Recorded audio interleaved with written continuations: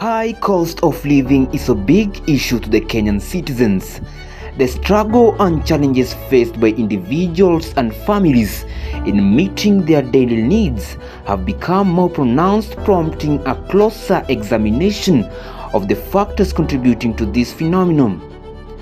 Joining us for these crucial discussions are two distinguished guests, Maurice Ndwati and Mark Anthony, each bringing a unique perspective and expertise to shed light on the complexities of the high cost of living in Kenya.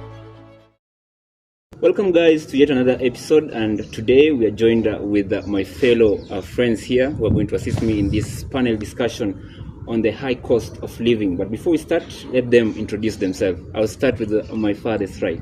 So I'm Mark Anthony. And I'm a journalist. Basically I'm a journalist, and I also own this media company where we do stuff on digital content creation. Yes, thank you very much for having me on the show. It's a pleasure.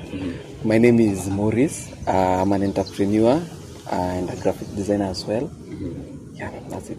Now, on to matters cost of living. This is not a word that or a topic that is not familiar to you guys. So let us start with what are the primary factors that you see that is contributing to the high cost of living? We'll start with you. Okay, thank you very much for that question.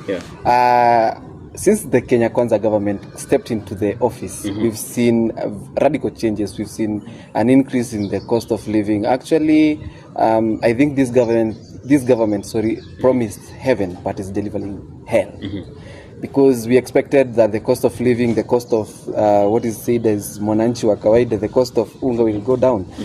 But that's not the case, because I think the previous government, when it was leaving office, the 2 kg unga was going for about 150, if I'm not wrong. I'm open to correction. But now we see it's up to 250. So promising you're heaven. blaming the current government. Yes. What about you? So for me, we go back to where all these things came from. You know, before President William Ruto came into power, he used to claim like the issues of Ukraine or the world factors don't influence national issues. But the truth is that the war in Ukraine, there is also the COVID-19 pandemic that happened earlier. People seem to forget about that, because that's when the world had a recession for the first time in many years since the 2008 depression, actually. So the main issue that is causing the high cost of living in the country today basically is the factors that are outside the country. You know, there's a Ukraine war, and basically Ukraine and Russia supplies almost everything to the world, the most important food commodities like oil and cereals. So Sticking to that point, yes, let us talk about the global factors. Yes. You have said the Ukraine war. we have the Israel and Gaza incidents. Exactly. So to what extent do you think the global or regional factors can affect the economic state of a country? You see, when we go back to your question, it was like, what are the factors that influence the increase in the cost of living? So the factors that influence is the global factors, and also there are some internal factors, I know, but you'll find out that the global ones will always outweigh the internal ones. The reason is, for an economy to run, it has to run on energy, and energy here, in this case, is oil.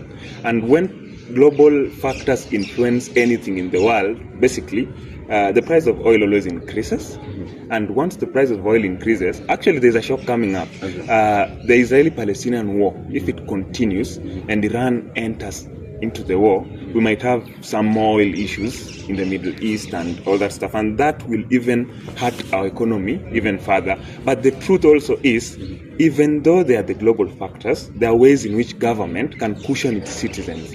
And we know very well that this government decided to drop the issue of subsidies. We'll come back to you. I can see you have a lot of information.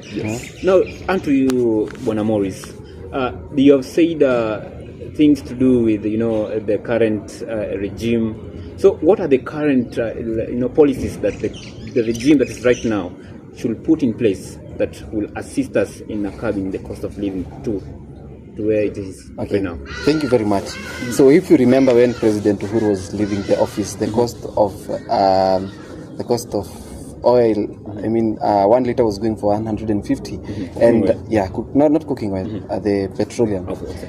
When Ruto stepped into the office, within the first 2 days, he removed the subsidy, which were lowering the cost of fuel, and it shoot up to 171. As we are talking right now, the cost of petroleum is 217.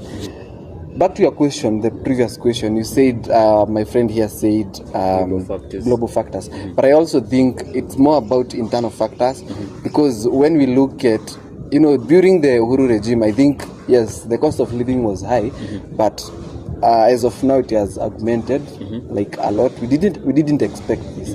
So I think what he should do, I don't know what because Ruto removed the subsidies because he was saying the cartels were benefiting from them. But as far as Kenyans, as for me and you, we don't want to know if who is benefiting or who is not benefiting. What we want is to lower the cost of living, and I think let them just input back the subsidies that were there, to lower the cost of living. Now, as we wind up, what are you going to say? Should the current regime continue blaming, or what is the way forward? What's your last resort to the current regime? Okay, what I'll say is that this regime, I think it's as Kenyans are saying, it's a one-term government. Unless they change, but as we are speaking as of now, it's a one-term government. Personally, I stick with that decision, and they should know that yes, they were elected to serve Kenyans, not to serve their plates. Exactly. Yes, so my parting shot is, the government, if you're watching this, please work on me.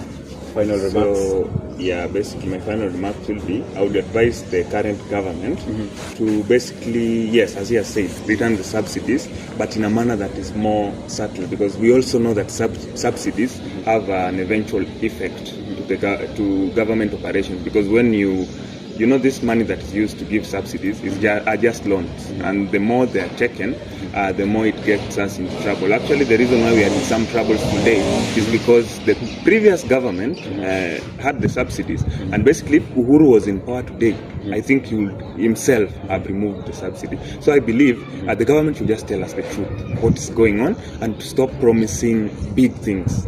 Our president has been known to promise things. He has a lot that is promised.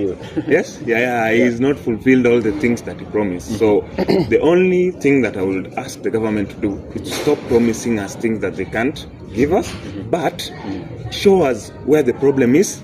Then Kenyans will understand them actually, and stop blaming the current regime for everything that is happening. Because who is in power today? You know the answer. So, one last, my parting shot is this. Yes, when you read a book called 48 Laws of Power, the law number 45 says, preach the need for change, but don't be fast to implement them. And I think Ruto did that. But again, the law number 48 says, you should know when to stop. Well, that has been the views of this panel, and I'm so grateful for you joining me and giving your views on the same. Hope the things that you have said are going to be heard and be implemented. Till next time, we shall meet again. Thank you.